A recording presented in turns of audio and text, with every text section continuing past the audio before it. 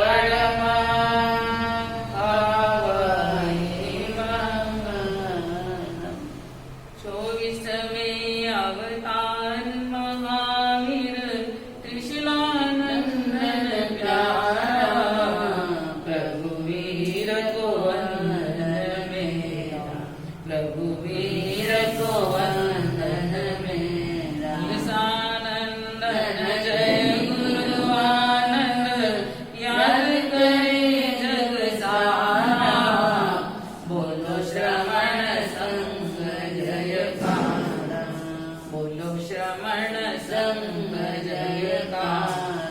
जिन चरणों में हर साधक को मिलती थी सुख साता, ओ रत्न वल्लभ गुरु माता, ओ रत्न वल्लभ गुरु माता। जहाँ साधु साध्वी श्रावक श्राविका, तीर्थ है यह प्यारा, तीर्थ को वंदन मेरा, तीर्थ को वंदन मेरा, तीर्थ को वंदन मेरा। जीवन है अनमोल, इसे जो व्यर्थ गवाया करते, अपना कर्तव्य भुला कर वे पीछे पछताया करते।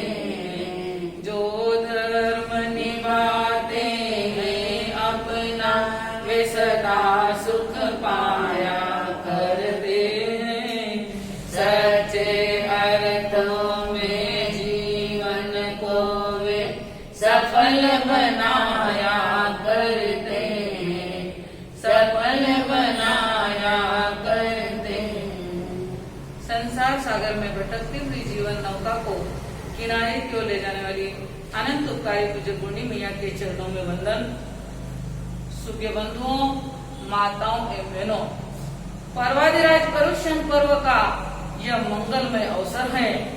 इस पर्व की भक्ति में हम सभी को डूब जाना है, क्योंकि यह पर्व हमें जीवन की सही राह दिखाने वाला, आत्मा का बोध कराने वाला एक महापर्व है।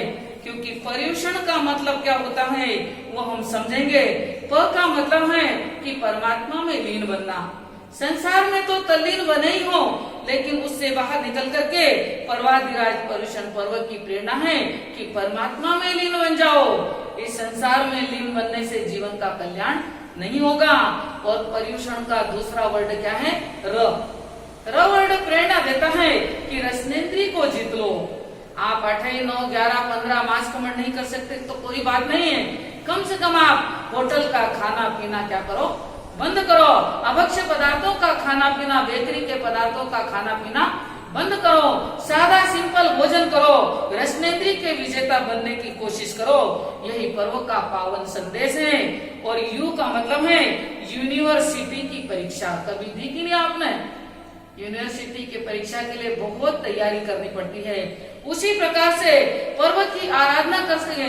यूनिवर्सिटी की परीक्षा में बैठ करके हम सभी को पास होने की तैयारी करना है, क्योंकि संवत्सरी का जो महापर्व रहेगा उस दिन हमें हृदय को पवित्र बना करके हर एक के साथ में क्षमापना करना है, खमत खामना करना है।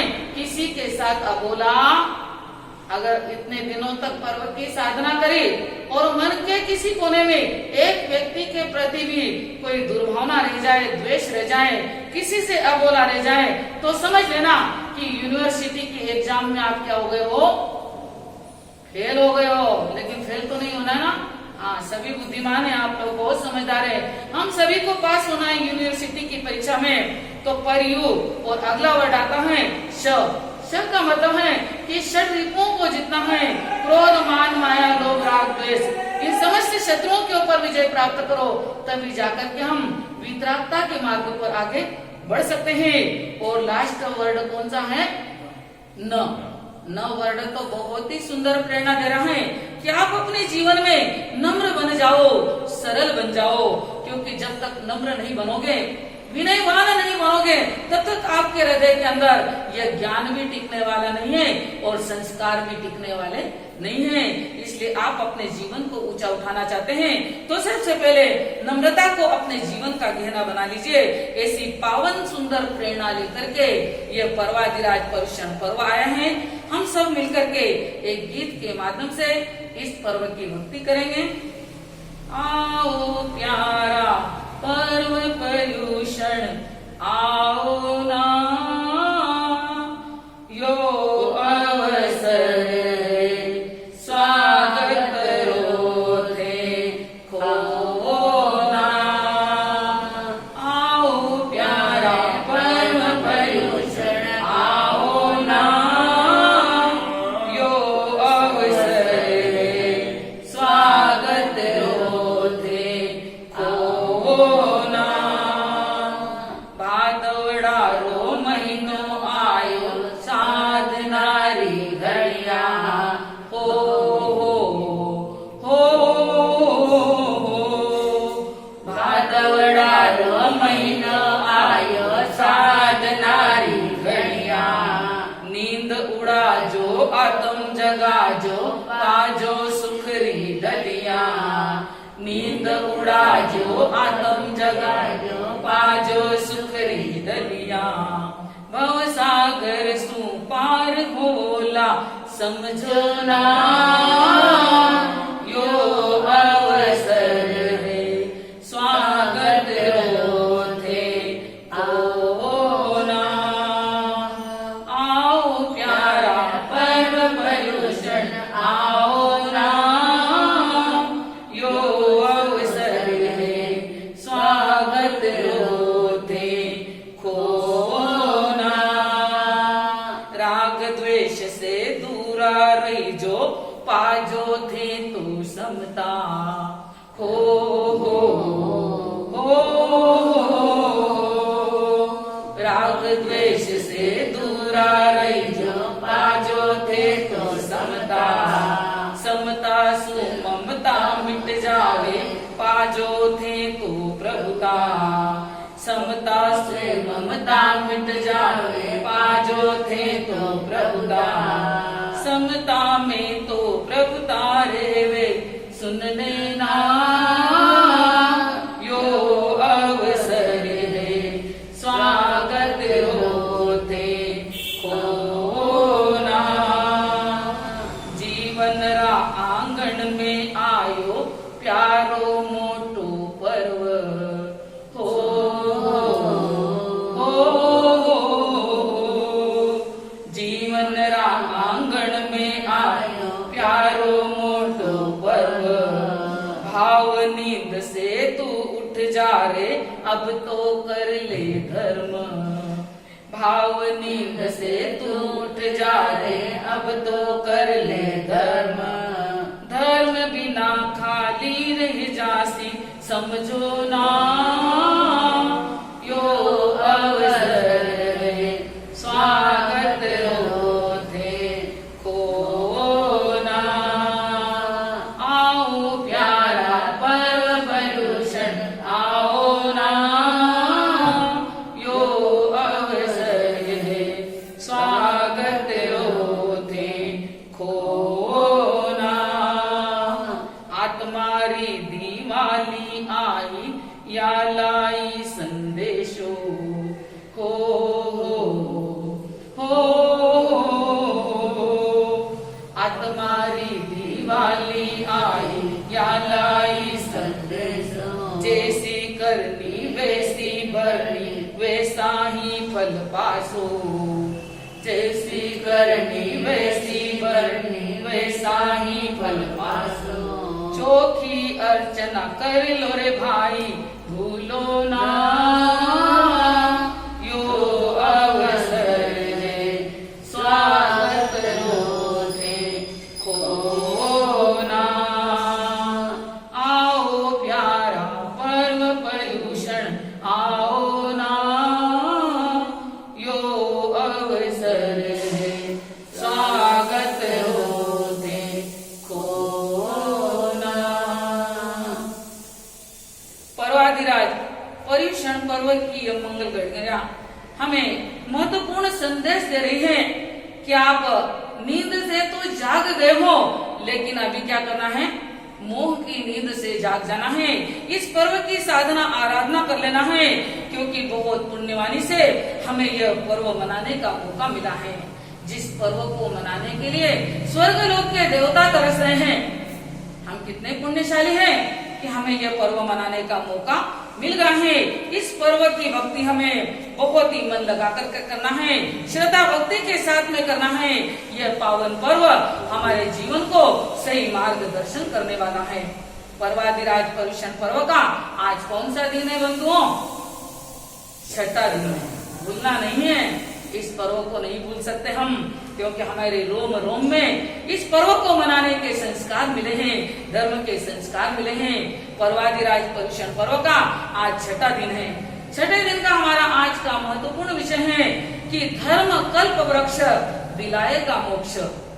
बहुत ही सुंदर विषय है आज का कि धर्म कल्प वृक्ष दिलाएगा मोक्ष।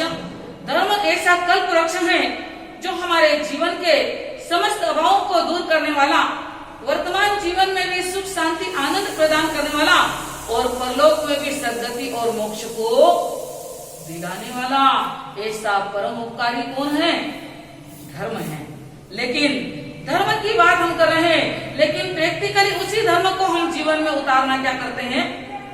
भूल जाते हैं। जिस धर्म के मीठे फल हमें खाने को मिल रहे हैं, जिस धर्म की ठंडी छाया में हम सुख शांति आनंद से अपना जीवन बिता रहे हैं, समस्त ऐशो आराम के साधन और सुविधाएं मिली है, ये किसके प्रभाव से मिली है? उसी अनूठे धर्म की कृपा से मिली है। लेकिन उसको ही अगर हम भुला देंगे तो समझ लेना कि आप जिस थाली में खा रहे हैं उसी में क्या कर रहे हो? छेद कर रहे हो। और इसके साथ ही आप खुद अपने पैरों पर क्या डाल रहे हो? पत्थर डाल रहे हो। ऐसी मूर्खता हमें नहीं करना है, क्योंकि यह पावन पवित्र धर्म की आराधना जीवन के हर कदम जो हमें सुख शांति प्रदान करने वाला यह धर्म है, ऐसे पावन धर्म की चर्चा हम कर रहे हैं। क्योंकि धर्म क्या चीज है, किस चिड़िया का नाम है, उसे भी समझना बहुत जरूरी है। क्योंकि धर्म यह कोई बाह्य पदार्थ नहीं है, धर्म तो आत्मा का स्वभाव है। धर्म क्या चीज है? ये तो आत्मा का स्वभाव है। जैसे पानी का स्वभाव होता है शीतलता, उसे 101 डिग्री तक उबाल लो, खूब उबाल लो, और उबालने के बाद में जब नीचे रख दोगे तो बंधुओं क्या होता है? धीरे धीरे क्या होता है? ठंडा हो जाता है। उसी प्रकार से आत्मा का स्वभाव क्षमा है, समता है। लेकिन जब हम उफान पर आ जाते हैं, जब तेज हो जाते हैं, उत्तेजित हो जाते हैं, क्रोध में आ जाते हैं, तो क्रोध धीरे धीरे क्या होता है? 24 घंटे कभी क्रोध टिकता है भाइयों? क्या नहीं, क्योंकि आत्मा का स्वभाव, मूल स्वभाव क्या है?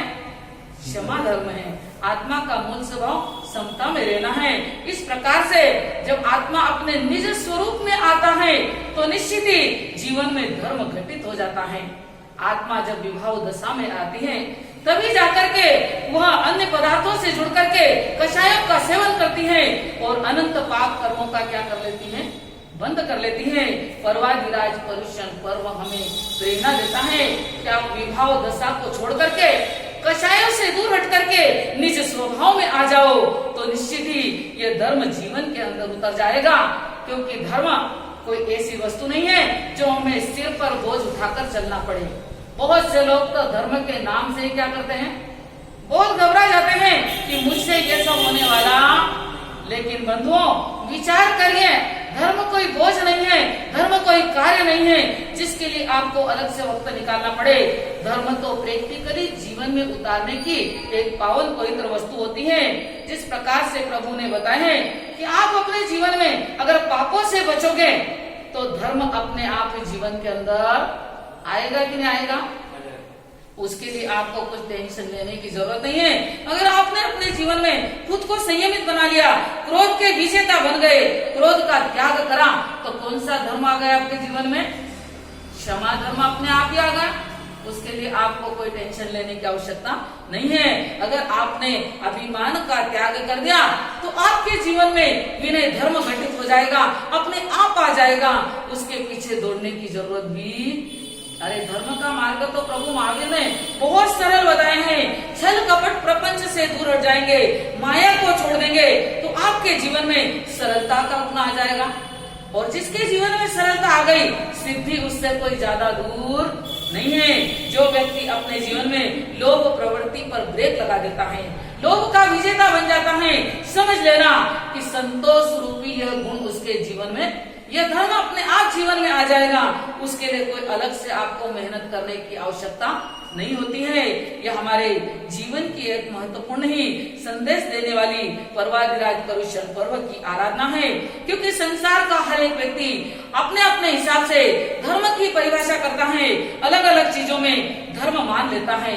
एक मछलियों को मारने वाला जो मछुआरा होता है, जाल लेकर के नदी के किनारे तालाब के किनारे बैठता है, उसका कौन सा धर्म बन जाता है? मछलियों को मारना ही उसका क्या बन गया है? धर्म बन गए हैं। एक वेश्या जो देह व्यापार करके धन कमाती है, देह व्यापार करना ही उसका क्या बन जाता है? धर्म बन जाता है। एक सैनिक जो सीमा पर तैनात है, शत्रुओं के दांत खट्टे कर देना, उन्हें भगा देना और उनको मार डालना, यही उसका क्या बन जाता है? धर्म बन जाता है। और व्यापारी जो दुकान के ऊपर बैठता है, वो 3 के 13 करना, कौन सा धर्म बना रहा वो? कि मां साहब योज मारो तो धर्म है, यही मेरा धर्म है। 3 के 13 कर लेना, यही वो अपना क्या मान लेता है? धर्म मान लेता है। एक जल्लाद जो अपराधी को फांसी के ऊपर क्या करता है? चढ़ा करके फंदे को खींच करके उसकी हत्या करता है, उसको मार डालता है। अपराधी को फांसी पर चढ़ा देना, यही उसका धर्म बन जाता है, जल्लाद का धर्म बन जाता है।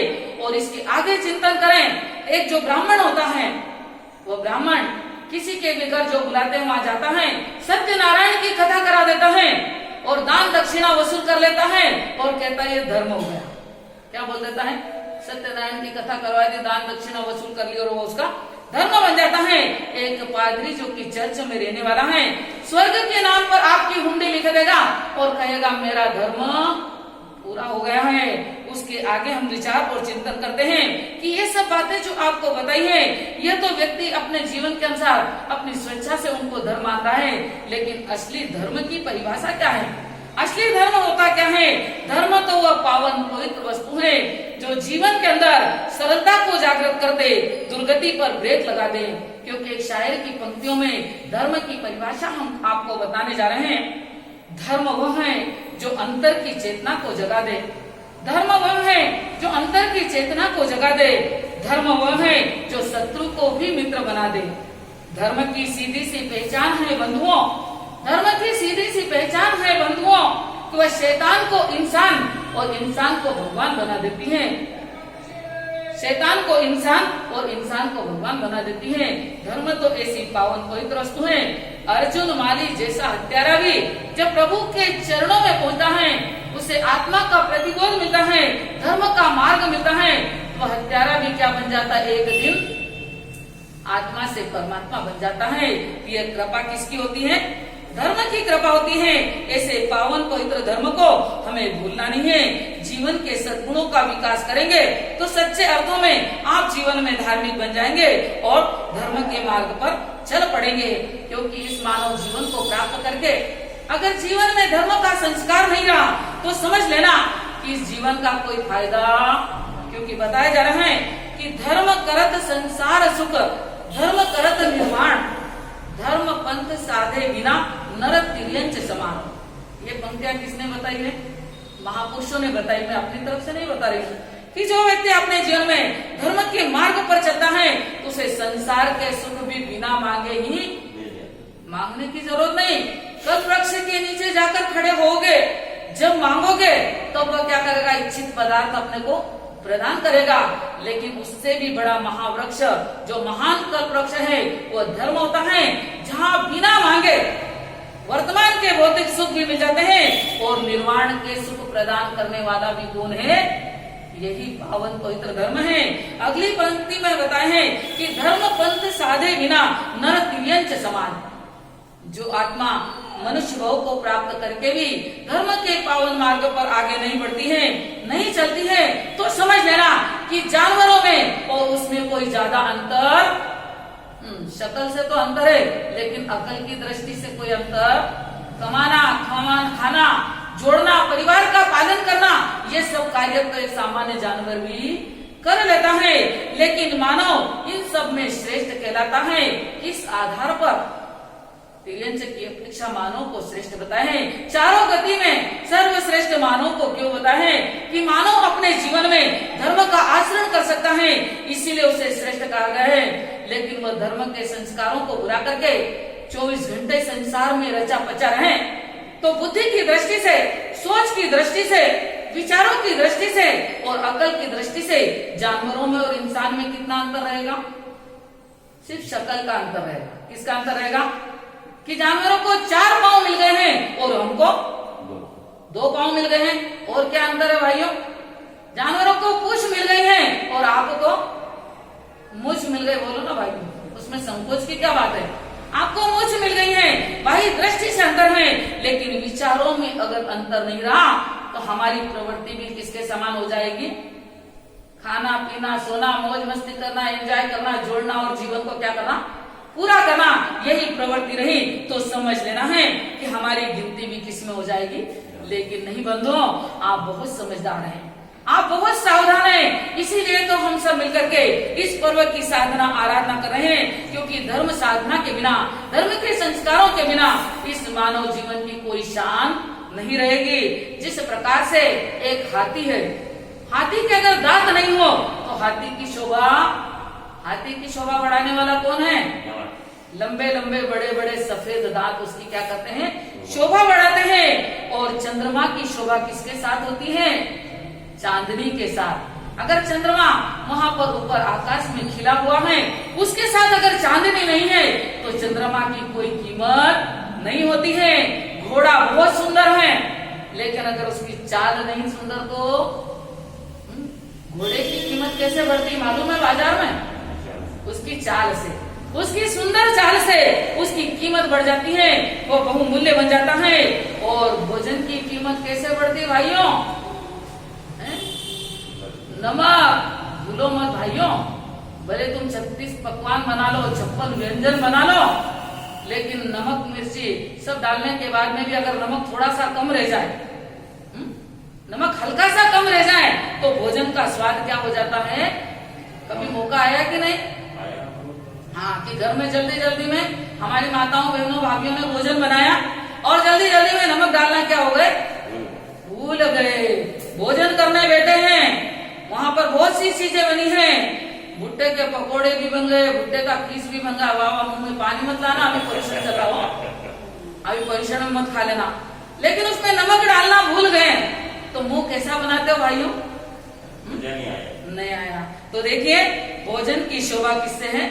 नमक से है। नमक के बिना भोजन का आनंद आता नहीं है। पुत्र की शोभा विनय के साथ होती है। पुत्र ने घर में जन्म लिया लेकिन वो विनयवान नहीं, आज्ञाकारी नहीं, सेवा भावी नहीं, तो पुत्र की गिनती में कभी आने वाला नहीं होता है। इस प्रकार से आगे बताए हैं कि जिस प्रकार से ये समस्त बातें आपको समझ में आ गई, उसी प्रकार से हमें समझना है कि मानव जीवन की शोभा भी किसमें है? धर्म में है। धर्म में जीवन ही सुशोभित हो सकता है, वही अपने जीवन को सफल बना सकता है।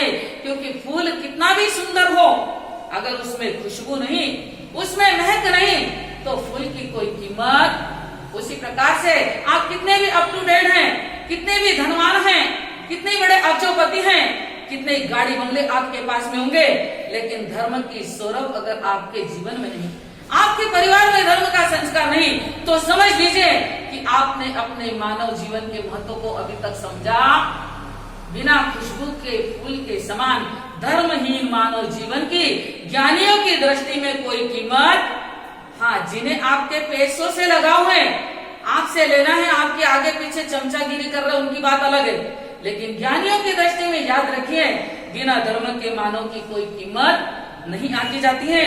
तो हमने आपको इस 2 पंक्तियों के माध्यम से यही बताया है कि धर्म पंथ साधे बिना नर तिर्यंच समान, और धर्म के पंथ पर जो चलता है वह तिर्यंच के मार्ग को छोड़ करके मानवता के जीवन को अपना लेता है, उसी का जीवन सफल बनता है।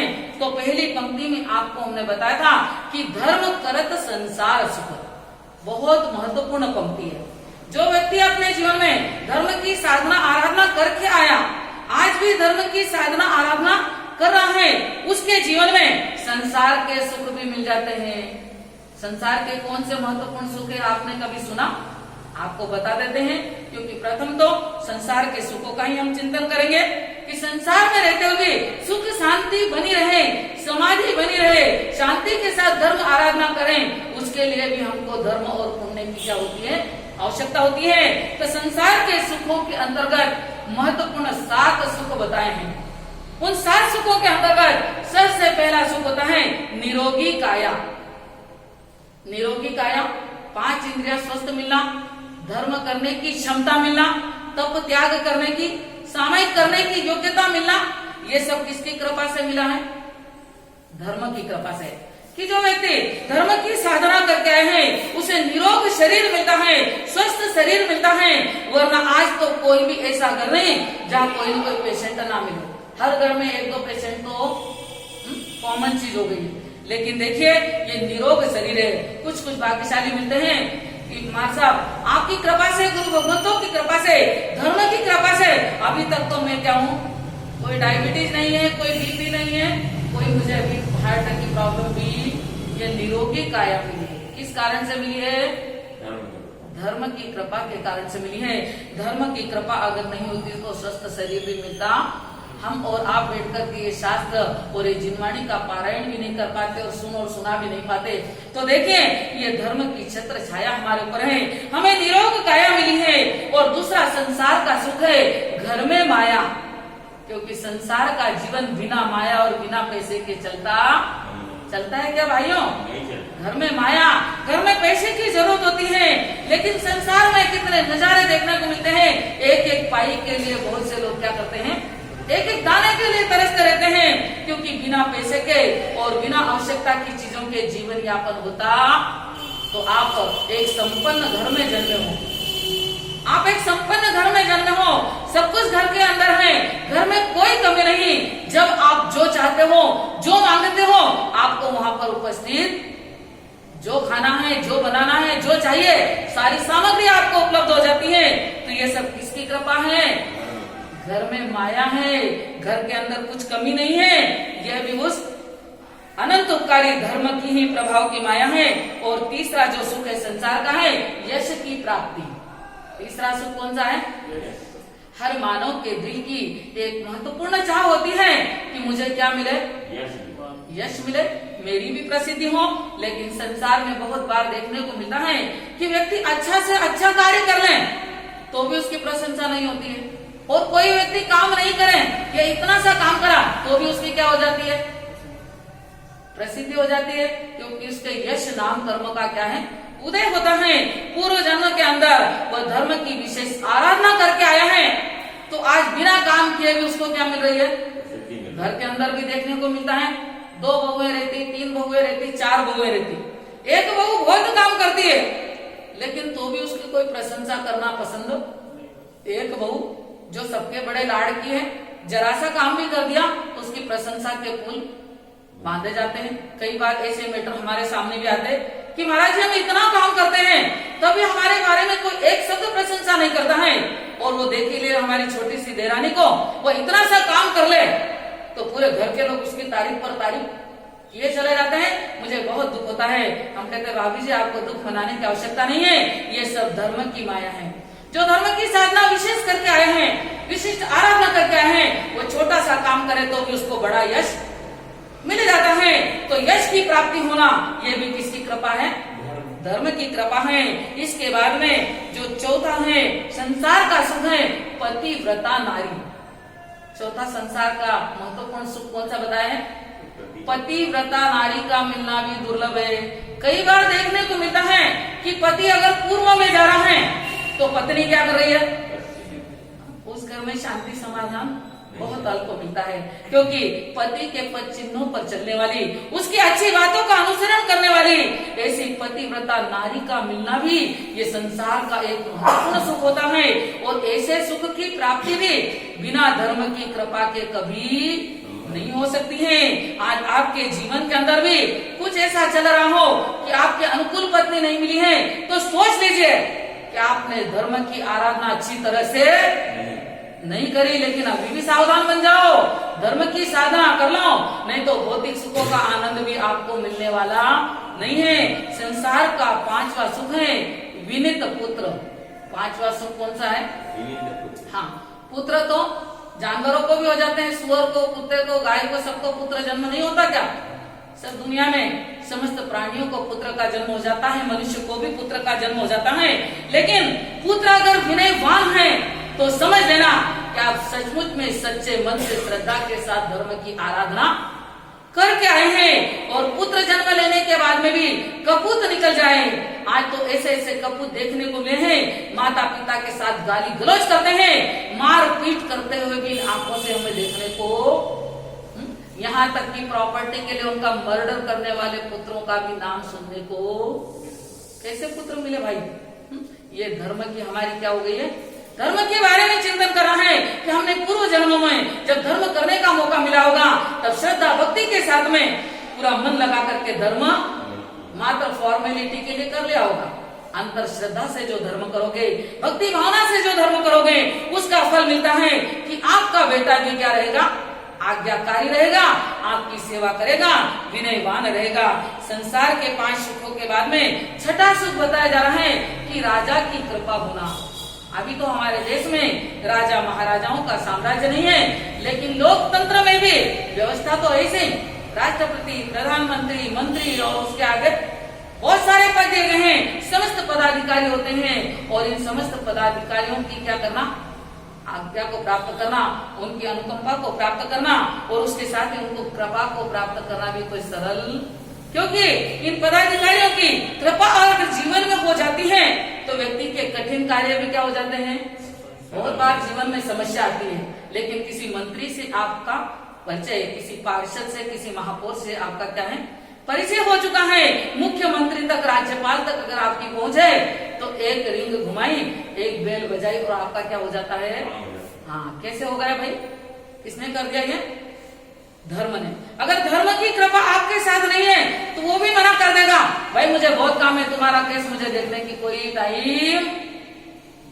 ही नहीं देखने की, वो मंत्री भी मना कर देगा। लेकिन धर्म की कृपा रही तो उन लोगों की कृपा भी आपके ऊपर जरूर बरस जाएगी। ये धर्म की कृपा है और धर्म की कृपा को पाना है तो हमें अपने जीवन में पूरी श्रद्धा भक्ति के साथ में धर्म करना ही चाहिए। क्योंकि एक छोटी सी बात मुझे अकबर की पढ़ने को मिली थी कि बादशाह अकबर, जिनका नाम बहुत प्रसिद्ध है, क्योंकि राजा अगर नाराज हो जाए तो व्यक्ति का जीवन भी संकट में पड़ जाता है। अकबर के जमाने की बात है कि एक बार अकबर अपने एक कवि के ऊपर नाराज हो गए, ये सत्य घटना बता रहे हैं। और कवि का नाम था गांग। गांग नाम के महाकवि, जिनका नाम बहुत प्रसिद्ध है इतिहास में। ऐसे महाकवि थे जो दरबार की शोभा बढ़ाते थे। ऐसे महाकवि के ऊपर एक बार अकबर नाराज हो गया, इतना नाराज, इतना भयंकर नाराज हो गया कि उन्होंने क्या करा? पूरे परिवार को घानी में पिलवा दिया। क्या कर दिया? और उस कवि को हाथी के नीचे ला करके उसके पैरों से कुचलवा दिया। बताओ क्या कर डाला राजा ने? राजा की कृपा नहीं रही उसके जीवन पर, क्योंकि पूर्व जन्म में धर्म में वो क्या करके आया होगा? आनाकानी करके आया होगा, धर्म साधना पूरी नहीं करी, तो उसको जीवन में ऐसा बनाव बना कि राजा नाराज हो जाते हैं और पूरे परिवार को मौत के घाट उतरना पड़ता है।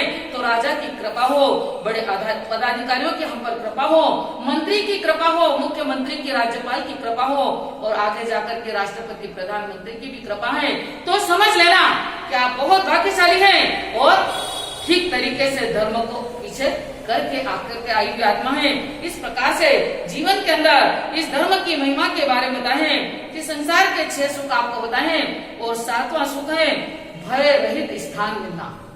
जिंदगी को जीने के लिए, जीवन यापन करने के लिए हम सभी कहीं न कहीं रहते हैं, लेकिन भय रहित स्थान। अब भय रहित स्थान कैसे होगा भाई?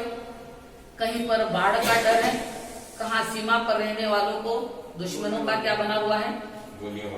गोलियों का डर है। कोई नदी किनारे रहता है तो कब बाढ़ आ जाए डूबने का क्या लग रहा है? कोई समुद्र किनारे रहता है तो वहां पर भी क्या लग रहा है? और इस प्रकार से कई क्षेत्र ऐसे होते हैं जहाँ उन्हें कई प्रकार के भय बने हुए हैं, कहीं चोर का डर है, कहीं डाकुओं का डर है, लेकिन आज हम अपने घर के अंदर शांति से सोते हैं, सुख चैन की नींद निकालते हैं, हमें कोई डर नहीं लग रहा है।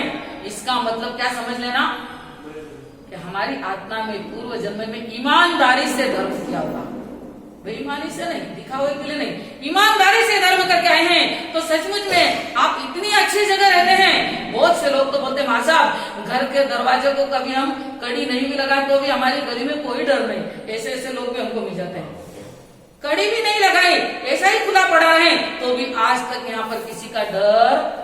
तो ये डर रहित स्थान मिलना और इस प्रकार का स्थान प्राप्त हो जाना, ये भी किसकी कृपा है?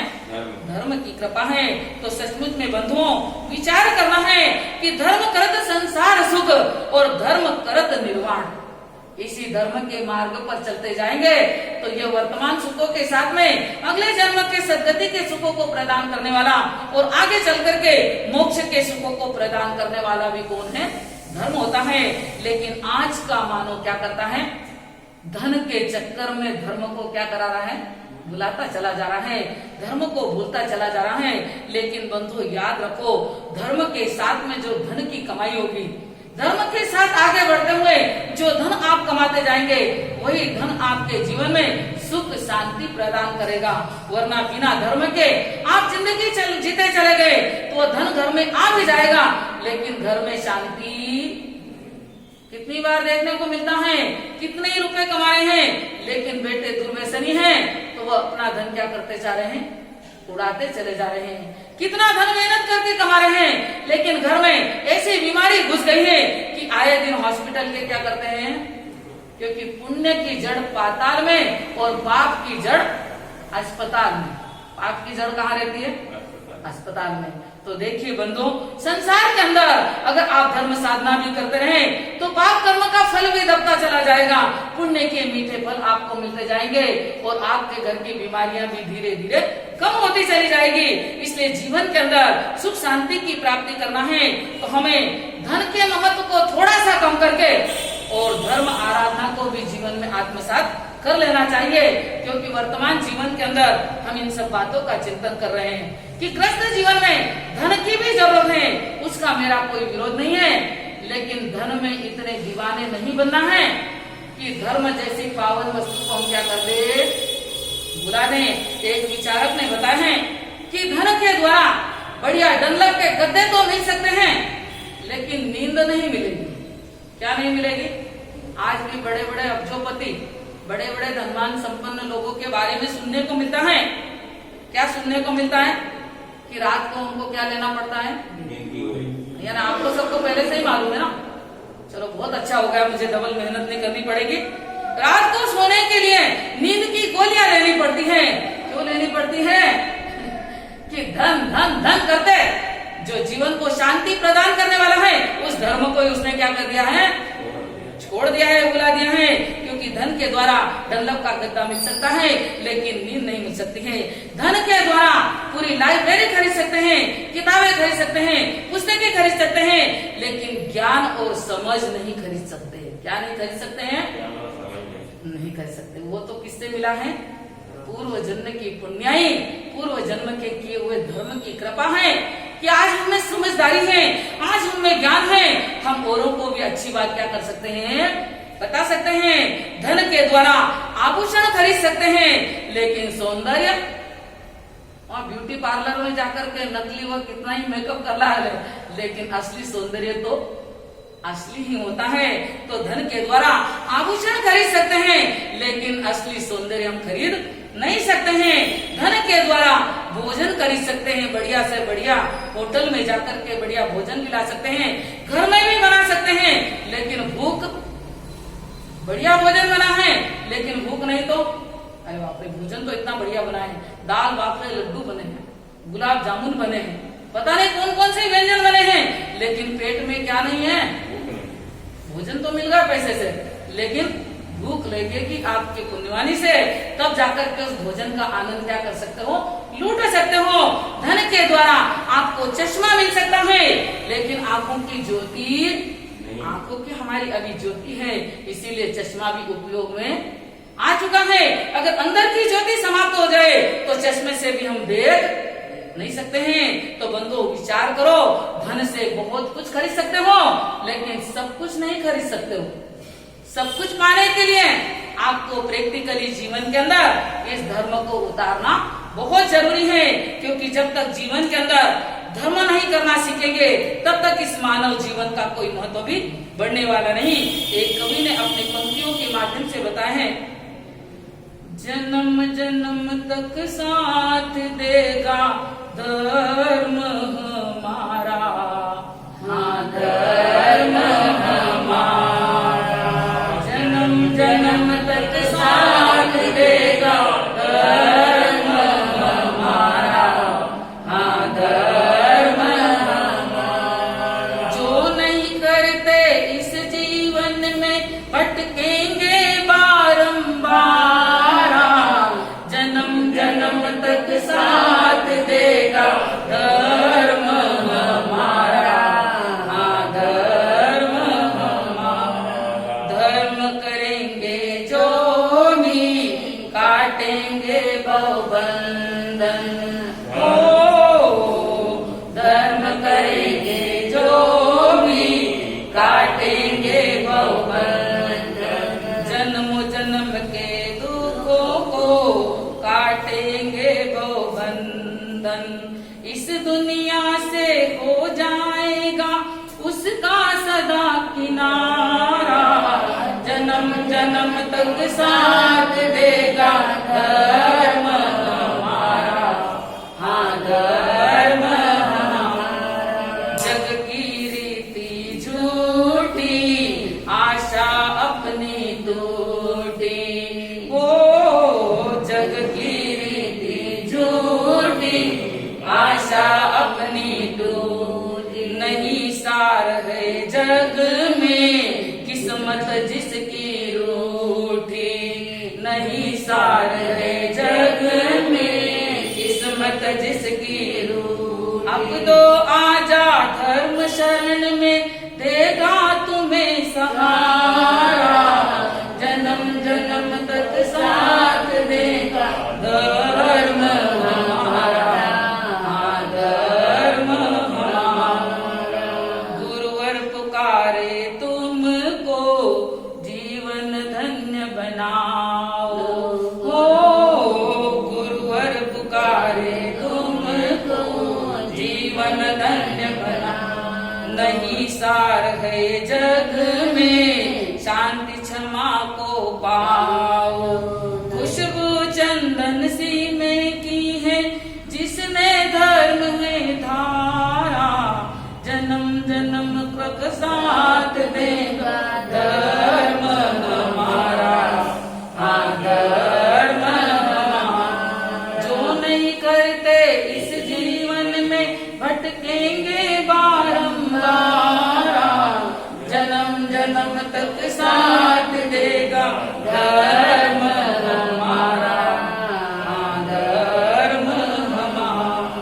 तो कवि ने भी अपनी इन पंक्तियों के माध्यम से यही प्रेरणा दी है कि आप अपने जीवन के अंदर धर्म की साधना करते जाएंगे तो कर्म के बंधन भी टूटेंगे, कर्म के बंधन धीरे धीरे टूटेंगे तो आपके जीवन में सुख शांति बढ़ती जाएगी और इसके साथ ही आप मोक्ष गति की ओर भी अग्रसर होते चले जाएंगे। लेकिन धर्म नहीं करेंगे तो जीवन में सुख शांति भी आपको मिलने वाली नहीं है। इस प्रकार से धर्म की महिमा बताते हुए कहा गया है कि व्यक्ति को अपने जीवन के अंदर जितना ज्यादा से ज्यादा हो सके धर्म की आराधना और साधना करनी चाहिए, क्योंकि धर्म तो कदम कदम पर हमारे साथ में दोस्ती निभाता है। सच्ची दोस्ती निभाने वाला कौन है? ये धर्म होता है। मुसीबत के समय में सारे दोस्त भी क्या करते हैं, मुंह छुपा लेते हैं। और मुसीबत के समय में अभी कोरोना महामारी में ही देख लो, किसी को कोरोना हो गया परिवार के सदस्य को, तो घर के लोग क्या करते हैं, इसको उठा कर ले जाओ, यहाँ तक कि वो सीरियस बीमार है तब भी देखने जाते नहीं, और मरने के बाद मुंह देखने भी उनको ही बोल देते तुम ही उसको निपटा लेना, हम तो आने वाले हैं। कौन साथ दे रहा है? जिसको अपना मानते हैं वो साथ नहीं देता है। एकमात्र अगर धर्म की कृपा है तो कोरोना की बीमारी में से भी वो क्या करता है, ठीक होकर के आ अगर किसी को साथ नहीं मिला है तो समझ लेना कि उसकी धर्म करनी अधूरी रह गई थी। जो धर्म की साधना पूरी करता है उसे ही समय पर साथ मिलता है, ऐसा उपकारी है, पावन पवित्र धर्म होता है। ऐसे धर्म की साधना में हमें कभी आनाकानी नहीं करना है। जिस प्रकार से कहीं पर मेला लगा हो, कभी मेले लगते हैं कि नहीं भाइयों? यहाँ भी लगता है। कहीं पर मेला लगता हो, उस मेले में लोग घूमने के लिए जाते हैं, तरह तरह की चीजें बिकने को आती है, मनोरंजन के साधन आते हैं, बहुत भयंकर वहाँ पर भीड़ होती है। और ऐसे मेले की भीड़ भाड़ में एक व्यक्ति चला जा रहा है और उसके साथ में उसका छोटा बच्चा भी जा रहा है, और वो बच्चा उस मेले की भीड़ के अंदर अपने पापा की अंगुली पकड़ लेता है, तो निश्चिंत हो जाता है कि अब मैं इस भीड़ में घूमने वाला नहीं घूमेगा ना, क्योंकि उसने क्या कर रखा है? अपने पापा की अंगुली पकड़ रखी है। उसी प्रकार से इस संसार की भीड़ में, इस संसार के महासागर के अंदर हम सब यात्रा कर रहे हैं और इस भीड़ भरी दुनिया के अंदर अपना जीवन यापन कर रहे हैं। लेकिन जो भाग्यशाली आत्मा धर्म रूपी पिता की अंगुली पकड़ लेता है, किसकी पकड़ी आपने अंगुली? बीवी के, बच्चों की, इसकी पकड़ रखी। भाइयों यहाँ तो ईमानदारी से बोलते जाओ, किसकी अंगुली पकड़ रखी अभी आपने जीवन में? सोचो थोड़ा, कोई बात नहीं, अभी भी सुधार कर लो कि जो धर्म रूपी पिता की अंगुली पकड़ लेगा वो इस भव सागर में कभी गोते नहीं खाएगा, कभी भटकेगा नहीं, और वो अपने जीवन को सुरक्षित जरूर बना लेगा। इस प्रकार से हमें यह मनुष्य जन्म का सुंदर मौका मिला है। धर्म साधना करने का, आराधना करने का अनंत जन्म बीत गए हैं, लेकिन ये धर्म करने का मौका जल्दी मिलता, सच में हम बहुत भाग्यशाली हैं। धर्म साधना करने का मौका मिला है, लेकिन अब भी नहीं करेंगे तो सिवा पश्चाताप के कुछ मिलने वाला नहीं है। क्योंकि कवि ने दो पंक्तियों के माध्यम से बताए हैं, कितने कितने जन्म गंवाए, कितने संकट झेले, अब नाम प्रभु का ले ले, अब नाम प्रभु का ले ले। कितने कितने जन्म गंवाए, कितने संकट झेले, अब नाम प्रभु का ले ले, अब नाम प्रभु का ले ले। नाम प्रभु का मंगलकारी, सब दुख हरने वाला, घोर भयंकर जंगल में भी मंगल करने वाला, आया तो भी अकेला जग में, जाए तो भी अकेले, अब नाम प्रभु का ले ले, अब नाम प्रभु का ले ले। तो देखिए कवि ने भी ये बताया है कि कई जन्मों के बाद में मानव का जन्म मिला है धर्म साधना करने का, प्रभु भक्ति करने का। तो प्रभु की भक्ति कर ले, क्योंकि प्रभु की भक्ति कर ली तो तेरी आत्मशक्तियां बढ़ जाएगी और संसार में गोते नहीं खाएगा। यह मंगलमय प्रेरणा देने वाला पर्वाधिराज पर्युषण पर्व है। लेकिन जो व्यक्ति धर्म से दूर भागता है, जिसने धर्म का स्वाद चखा ही नहीं, उसे क्या मालूम पड़ेगा कि धर्म करने में क्या आनंद आता है। जैसे हमारी एक कहावत सुनने को मिलती है कि बंदर क्या जाने, वाह वाह वाह, सब होशियार है यहाँ पर तो, कि बंदर क्या जाने अदरक का स्वाद। उसी प्रकार से जो कभी धर्म के निकट आया नहीं, धर्म की अनुभूति की नहीं, उसको कभी धर्म में क्या आनंद आता है कभी समझ में नहीं आता है। इसी बात का एक छोटे से जवाई जी की घटना भी आपको सुना दें, क्योंकि आप भी किसी के प्यारे लाडले जवाई हो ही से ना।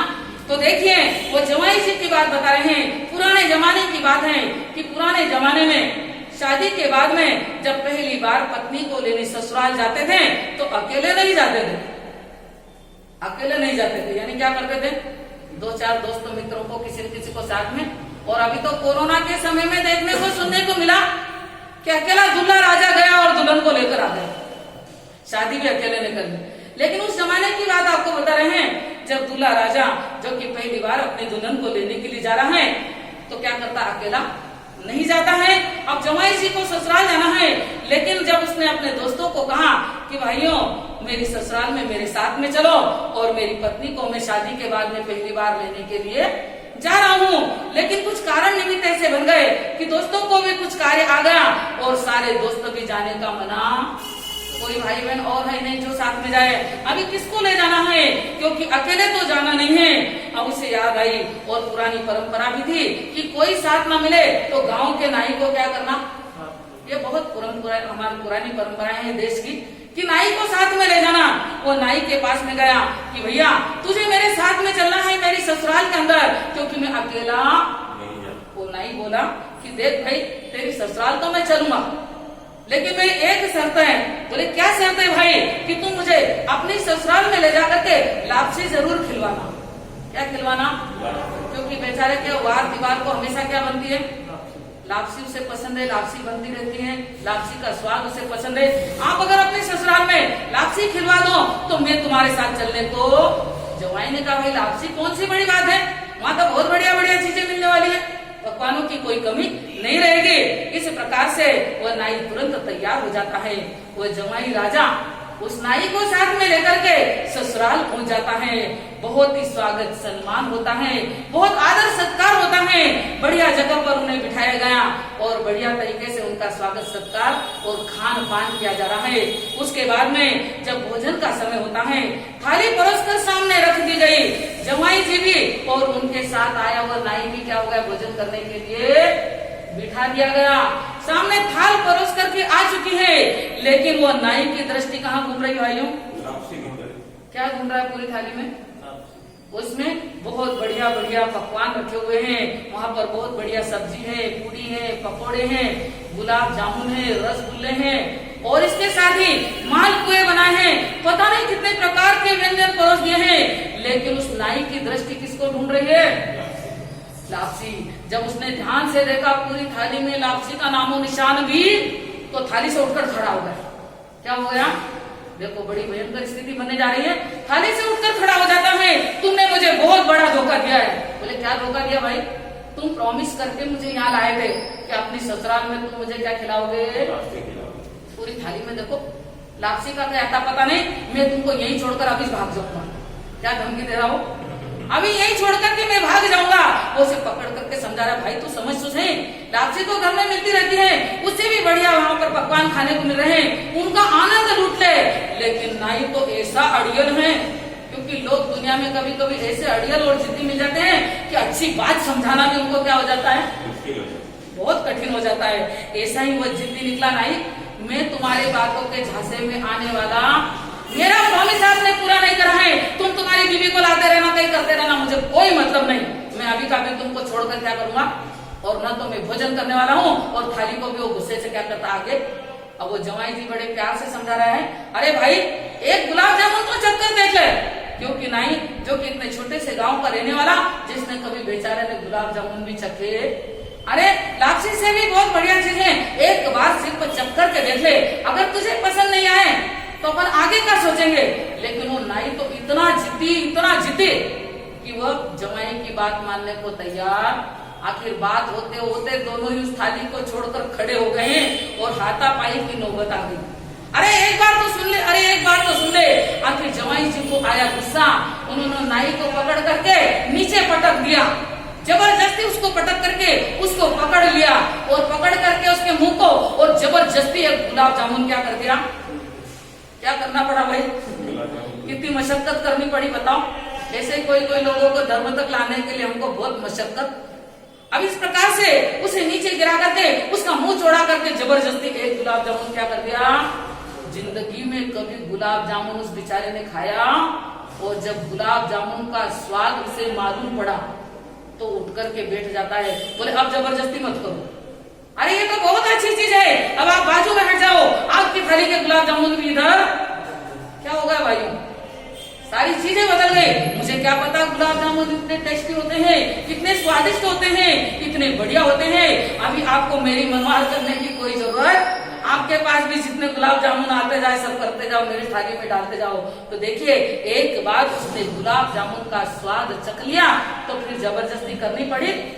बोलते जमाई जी आज तो बहुत मजा आ गया, अब जितनी बार भी आप ससुराल आओ क्या करना, मुझे कंपल्सरी लेकर के आते जाना, इस प्रकार से उसे स्वाद मालूम पड़ जाता है, आगे जबरदस्ती करने की कोई जरूरत नहीं है। उसी प्रकार से जो पुण्यशाली आत्मा एक बार धर्म साधना का आनंद लूट लेती है, धर्म के आनंद को महसूस कर लेती है, सामायिक करने में, स्वाध्याय करने में, सत्संग करने में, इन धर्म साधनाओं को करने में जीवन में कितना आनंद आता है। एक बार अगर इस आनंद को वो प्राप्त कर ले तो उसको फिर बार बार यहाँ लाने की जबरदस्ती नहीं करनी पड़ेगी।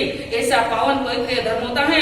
इस धर्म की कृपा से हमारे जीवन के संकट भी क्या हो जाते हैं, दूर हो जाते हैं। एक छोटी सी बात मैं आपको और बता देती हूँ कि एक नगर के अंदर दो सगे भाई रहते थे।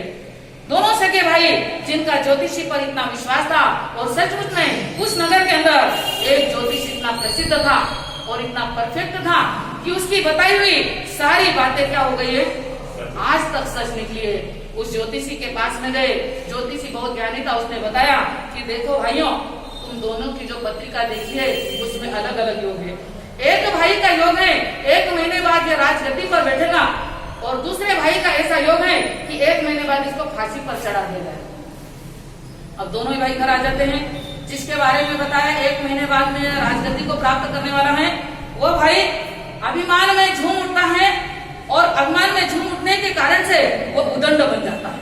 धर्म साधना सब बंद कर दी। जो अच्छे कार्य करता था, सत्कर्म करता था, वो तो सारे बंद कर गए। उसे अभिमान आ जाता है कि 1 महीने बाद में क्या बनने वाला हूँ, सम्राट बनने वाला हूँ। इस अभिमान में झूम उठता है, मन माना बर्ताव करता है कि 1 महीने बाद में गद्दी पर मैं बैठने वाला हूँ।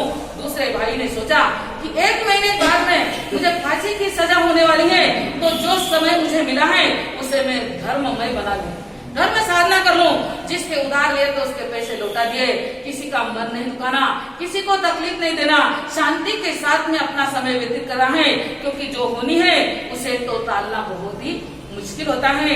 इस प्रकार से दोनों की दिनचर्या चल रही है। आखिर करते करते वह दिन भी आ गया जिस दिन क्या घटना होने वाली है, एक भाई को राजगद्दी मिलने वाली है और दूसरे भाई को क्या मिलने वाली है, फांसी की सजा मिलने वाली है।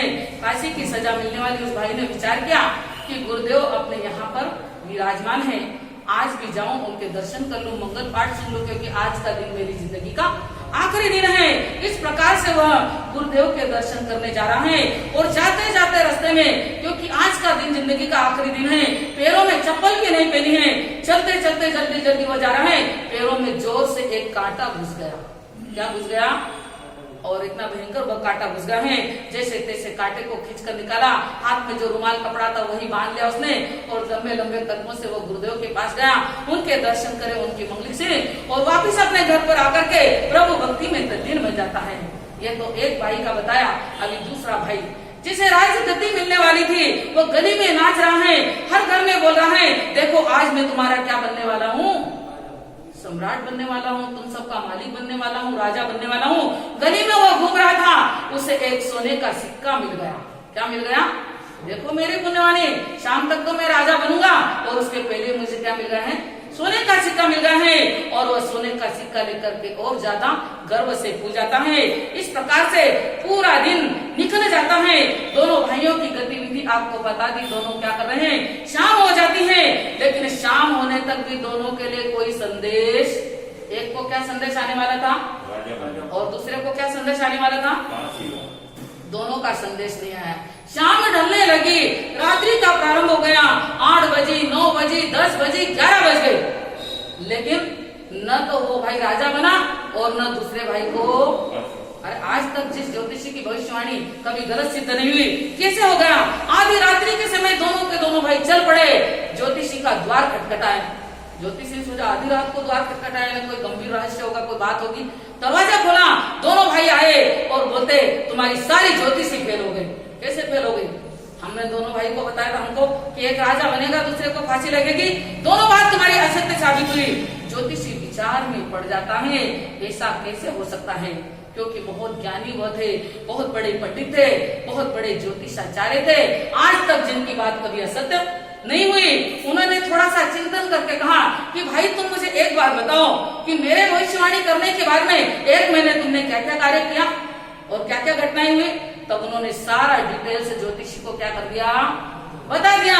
उसके बाद में उन्होंने कहा कि जब आज हम जा रहे थे तो एक भाई ने बताया कि मेरे पाँव में क्या हो गया था, कांटा चुभ गया।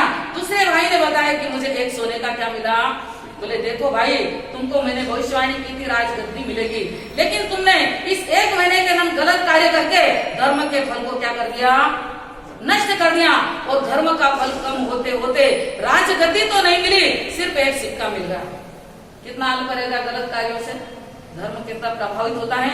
सिर्फ एक सिक्का मिला और दूसरे भाई को फांसी की सजा होने वाली थी, लेकिन इस 1 महीने में उसने अपने आचरण को बदल दिया, धर्ममय जीवन बना लिया, सरल व्यवहार बना लिया, सभी से क्षमा याचना कर ली और अपने आप को पावन बनाया।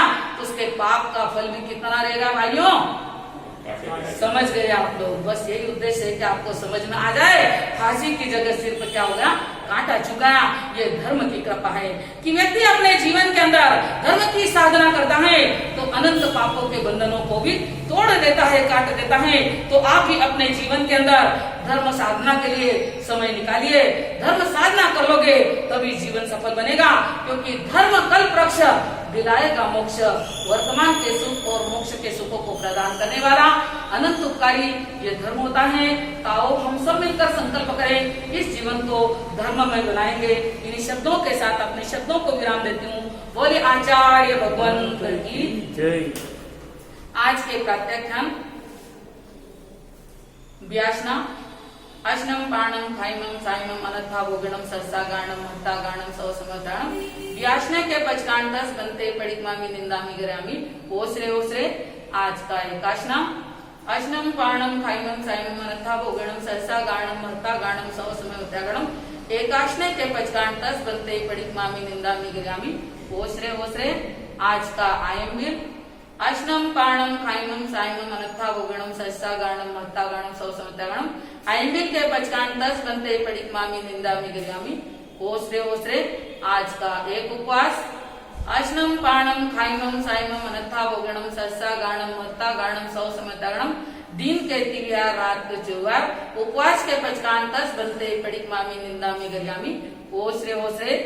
आज के 2 उपवास अश्नम पाणम खाइमम साइमम अनथा भोगणम सरसा गाणम महता गाणम सौ समताणम दिन का तिवियार रात का चौवार छठवतम बेले के पचकांतस बनते पड़िकमामी निंदामी गरामी ओसरे ओसरे। आज का 13 अश्नम पाणम खाइमम साइमम अनथा भोगणम सरसा गाणम महता गाणम सौ समताणम दिन का तिवियार रात का चौवार तेले का पचकांतस बनते पड़िकमामी निंदामी गरामी ओसरे ओसरे। आज के 4 उपवास अश्नम पाणम खाइमम साइमम अनथा भोगणम सरसा गाणम महता गाणम सौ समताणम दिन का तिवियार रात का चौवार 4 उपवास 10 दत्तम पचकांतस बनते पड़िकमामी निंदामी गरामी ओसरे ओसरे। आज के 5 उपवास देखिए, पर्वाधिराज पर्व के इस पावन अवसर पर आप सभी भाग्यशाली अपने मनोबल को मजबूत बनाकर तपस्या कर रहे हैं, इसलिए सबको बहुत बहुत धन्यवाद।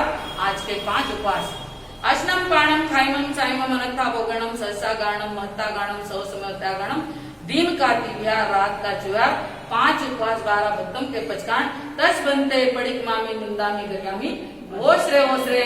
आज के 6 उपवास अश्नम पाणम खाइमम साइमम अनथा भोगणम सरसा गाणम महता गाणम सौ समताणम दिन के तिवियार रात के चौवार 6 उपवास 14 दत्तम के पचकांतस बनते पड़िकमामी निंदामी गरामी ओसरे ओसरे। तपस्या करने वालों को धन्यवाद धन्यवाद। सिद्धार्थ का राज दुलारा मां त्रिशला का नंदन है, ऐसे प्रभु महावीर को कोटि कोटि वंदन है, कोटि कोटि वंदन है। हमें जिन वाणी का श्रवण कराकर हम पर उपकार करने वाली परम पूज्या महासती मंडल के चरणों में कोटि वंदन नमन। यह आनंद गुरु का दरबार बहुत ही भाग्यशाली है हम, यह आनंद गुरु का दरबार। और यहाँ पर परम पूज्या महासती जी महाराज साहब के श्रीमुख से हमें प्रतिदिन जिनवाणी का लाभ मिल रहा है। तो आइए हम सब प्रतिदिन जिनवाणी का श्रवण करें। वंदना।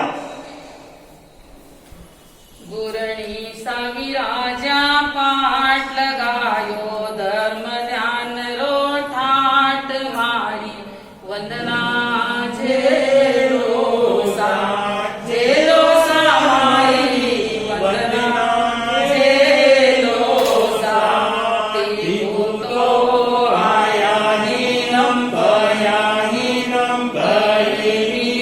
वन्दामि नमं स्वामी सत्कारेमि सम्मानेमि कल्याणं मङ्गलं देयं चेयं पज्वासं देवनामि मारा अखियन राते मोती मारा हिवड़ा राते ज्योति मारी वंदना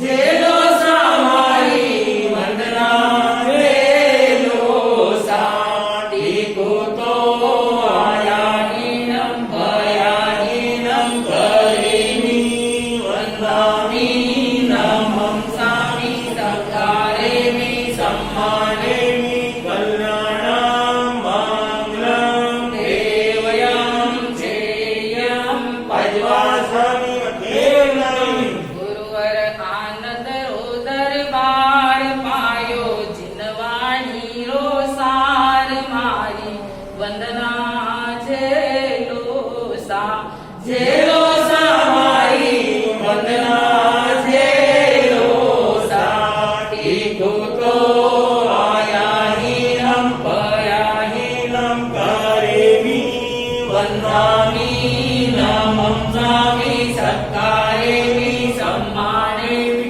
कल्याणं मङ्गलं देवयं चेयं पज्वासं हाँ मंगल पाठ पूरी श्रद्धा और भक्ति के साथ आप और हम सब परम पूज्य माधव जी महाराज साहब के श्री मुख से मंगल पाठ का श्रवण करेंगे। गुरुदेव की आज्ञा से चत्तारी मंगलम अरिहंता मंगलम सिद्धा मंगलम साहू मंगलम केवली प्रणतो धम्मो मंगलम चत्तारी लोकुत्तमा अरिहंता लोकुत्तमा सिद्धा लोकुत्तमा साहू लोकुत्तमा केवली प्रणतो धम्मो लोकुत्तमा चत्तारी शरणं पवज्जामि अरिहन्ते शरणं पवज्जामि सिद्धे शरणं पवज्जामि साहू शरणं पवज्जामि केवली प्रणतम धम्मम शरणं पवज्जामि अरिहंतों का शरणा सिद्धों का शरणा साधुओं का शरणा केवली परुपी दया धर्म का शरणा चार शरणा दुख हरणा मंगल करना औरन शरणा कोई जो हो प्राणी आदरे अजर अमर पद होय अंगोष्ठे अमृत बसे लब्धि तना भंडार श्री गुरु गौतम समरी मनवांचित फलदातार भावे भावना भाविये भावे दीजे दान भावे धर्म आराधिये भावे केवल ज्ञान भावे पद निर्वाण। बोलिए श्रवण भगवान महावीर स्वामी की जय। परम पूज्य आचार्य श्री धर्मदास जी महाराज साहब की जय। परम पूज्य आचार्य सम्राट श्री आनंद ऋषि जी महाराज साहब की जय। परम पूज्य आचार्य डॉक्टर शिव मुनि जी महाराज साहब की जय। परम पूज्य युवाचार्य श्री महेंद्र ऋषि जी महाराज साहब की जय। महाराष्ट्र प्रवर्तक श्री कुंदन ऋषि जी महाराज साहब की जय। परम पूज्य प्रवर्तनी गुरुनी मैया श्री रतन कुंवर जी महाराज साहब की जय। मानव ज्योति गुरुनी जी परम पूज्य श्री वल्लभ कुंवर जी महाराज साहब की जय। परम पूज्य महासती जिन शासन चंद्रिका श्री प्रिय दर्शना जी महाराज साहब की जय। तत्व चिंतिका परम विदुषी श्री कल्प दर्शना जी महाराज साहब की जय। जैन धर्म की जय। दया धर्म की जय। जय जिनेन्द्र। जय जिनेन्द्र। एक साथ जय जिनेन्द्र।